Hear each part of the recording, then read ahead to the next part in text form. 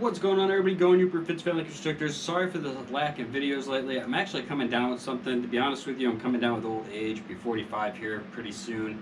And over the last couple of years, I've started to get allergies, which I've never had an issue with in my entire life. What we're looking at right here is my little wobblehead. This is my little buddy. He is an ambassador here at Family Constrictors. He's a spinner. I won him as the 200 subscriber giveaway winner on Always Evolving Python's channel, believe it or not. Now I actually won an orange belly, but he ended up shipping me this guy by accident and shipping my orange belly to another winner of another contest. And when I pulled this one out of the bag, I could tell I had a little bit of a wobble. I was told prior to it receiving it that, look, we made a mistake. I think you're getting the wrong one. It does have a little bit of a wobble, so it wasn't like something that was hidden. And I could tell as soon as I pulled him out of the bag that he definitely had a little bit of a wobble. And over the years, it's got progressively worse. I mean, it's definitely gotten worse. This is the worst wobble I've ever seen. And a lot of people are constantly asking me, what is the spider wobble? You know, I really wish I could tell you. I really wish somebody out there could tell you. But the truth is, nobody really knows. No money's being invested to find out what the spider wobble is because it doesn't really do anything for humankind, you know? So we don't really have all the answers. Now there's so many myths out there. Oh, the spider wobble makes snakes aggressive. Well, let's check it out. Doesn't seem too aggressive. Seems like I can pretty much do whatever I need to do and he's fine with it.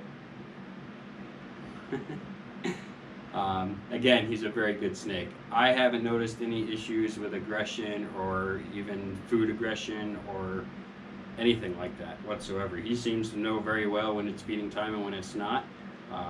We use him again during presentations with schools and state parks, so this is one of the first ones I pull out.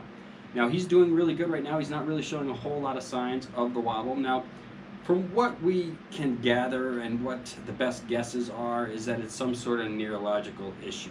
Now, I've seen similar type of things in snakes that were kept in aquariums next to windows where the snakes have overheated, and after they've overheated for a period of time, if they survive, they end up having a little bit of an issue. They seem to show a lot of the same signs as I see in the spider wobble. Now, what have I noticed issue-wise with the spider wobble? Well, I haven't noticed any issues where I thought the snake was in pain. And for me, that's really where it's at. Is the snake in pain? And that's a question I have to ask myself. I don't believe this guy right here is in pain. I really, truly don't. I think if he was in pain, he wouldn't eat as well as he does. Now, he's not huge. He will not eat giant rats. He will not eat rats that are the same size as he is around. He has to eat a little bit smaller rats. So he's always been eating weaned rats for as long as I can remember, really, to be honest with you. If I try to put a medium-sized rat in there or a small rat that's the same size as him, he won't strike at it. It's really weird like that. Now, is that because of a spider wobble? I don't think so. I have other snakes that are kind of picky like that too. Now, have I had feeding issues with him? Yes, for a while there was kind of some feeding issues with him. I noticed that when I went to feed him, he would strike 2-3 times. After like the third time, he'd just give up. He'd decide, it's not worth it. I've wasted too much energy and I'm all set. Now, I've actually learned if I held the rat a certain way in a certain area of his tub that he nails it every single time, and we haven't had an issue. And I don't know, it's been probably a year and a half or so since he's had any kind of issues of missing food. So since then, he's been nailing food no problem at all. Now, I don't breed him. That's my choice. Do I believe that he will pass on this extreme wobble onto his offspring? Not necessarily. I know people that have bred spiders that had significant wobbles, and their offsprings not show any signs of wobble at all. Now, that said, I don't really feel at this time, from what we know, that the spider wobble is anything more than if he doesn't have his chin, or she, flat against the surface, then he can't tell if he's right side up or upside down.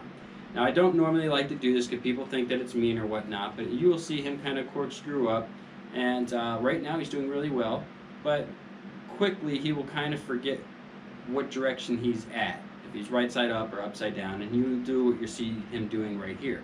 Now, most snakes would normally just go ahead and bring themselves up and correct themselves.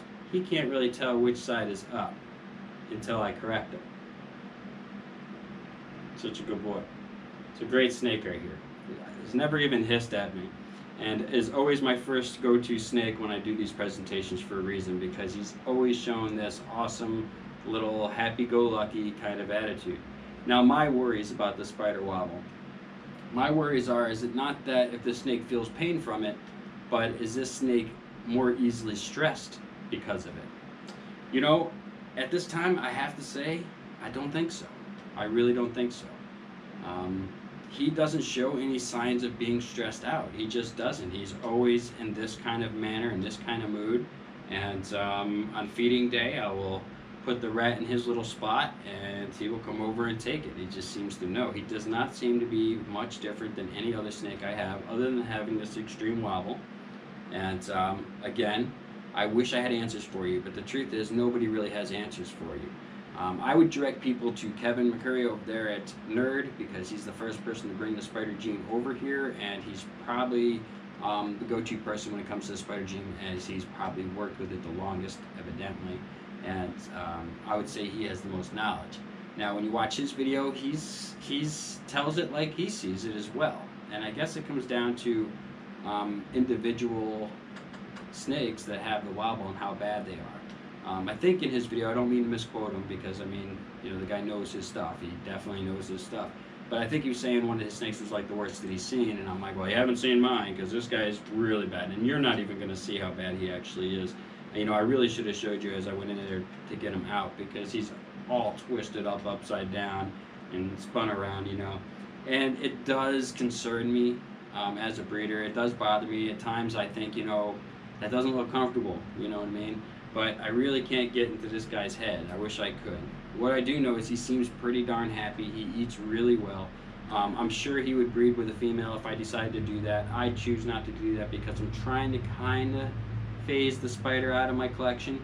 And that doesn't mean that I'm not going to be working with the spider gene. It's just I'm going in a certain direction with spider gene that the stuff that I'm trying to produce with it is going to be stuff that I'm keeping for myself and not necessarily for sale. So I'm still kind of up in the air. And the reason I say that is because I have to field a lot of questions about the spider wobble every single time I sell one.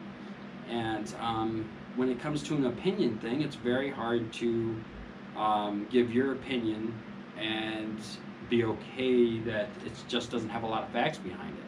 And again, studies and research isn't being done because there's really no benefit to humankind to find out why the spider gene has this wobble. Now, some people ask me, well, do all spiders have it?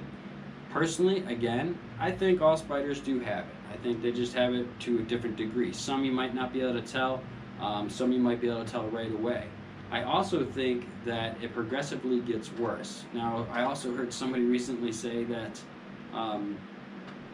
well, you know, if you take these animals out more, then, you know, it helps get rid of their wobble. Well, I can assure you this guy's out more than any of my other snakes, and I will never be too big to where I can't handle my snakes on a daily to every other day basis. That's just how it is with me. I'm a small family business, and I want to make sure that I always keep it very manageable. And I also like handling snakes. This isn't one of those jobs where I get done doing it and I go home and I go, oh, I'm so glad I ain't dealing with these snakes. I get home thinking, oh man, I wonder if I put this with that. I wonder what we can do with this and how I can get to where I'm going. Like, that's the stuff I think about. So this is something I truly love. I truly love doing this. And how can you not? I mean, this guy is just a cutie. So if you ask me if you should buy spiders, yes, buy what you enjoy. Understand the majority of my sales are to people that are not breeders. So they are buying for pets. So they are really looking for some really cool looking stuff so that they can have and people can come over and they can see this really cool animal that they have. And spider has a lot to do with coolness because a spider can do some pretty amazing stuff.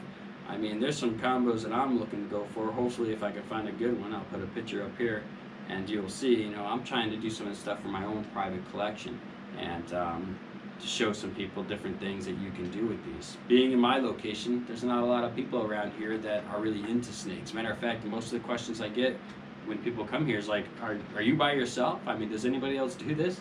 And they're really surprised when they say, yeah, there's thousands. Matter of fact, there's reptile shows all over the United States all the time. Well, not with COVID going on, but you know what I mean. And they're utterly shocked. That's why I'm hanging up people's pictures. I have to get some more nails. The ones I got are actually too big for the little latches to catch on. So more pictures will be going up, and if you send me stickers, I'll definitely fill out the wall. And when I fill this wall, I'll move on to the next wall, and I got a whole giant back room that I've never even touched yet, full of space to hang up people's stuff. I definitely love to have people's things to hang up and show, and that's a lot of the reasons why people ask me, like, "Whoa, there's a lot of people that do this," and I'm like, "Yeah, these are all different people that do this." So it's pretty neat, and I love being able to share that with others. And it's really nice that my shop has this window here looking into my nursery and my breeding room, because I get a lot of people that want to see snakes, but they're definitely afraid of snakes. So they can come in, they can look through the glass, they don't even have to be in the same room with the snake, which is really awesome. And I'll tell you, 80% of the time, the person will make their way around and come inside and end up holding the snake before they go. Never pressure somebody to hold a snake. Let them make all the moves. You never want to chase nobody around, because I think the biggest problem with people with snakes today is that they have some traumatic memory of their older brother or sibling chasing them around with snakes. So that's not how we introduce people with snakes, and that's not how we give snakes a good name. Let people roll into it smoothly, you know what I mean? Never pressure them. But I do have a lot of people that come by here that are just wanting to get over their fears, and they want to check out snakes, but they don't want to be around them. So this window has been a godsend. All right, everybody, that's all I really have to say about the spider wobble. Now, I know you came to this channel and you're hoping you're going to have some answers, but there really is no answers. You really have to kind of work with the gene. I've only been working with spider stuff for the last 5-6 years. I haven't been working with the spider gene for as long as a lot of these other people out there. So your best bet is just to research. Never take one person's video or one person's word to be solid. If somebody told you, hey, you got cancer, you would definitely go check another doctor. When it comes to living animals and the care for them, I always go to more than one source just so that I feel better about myself.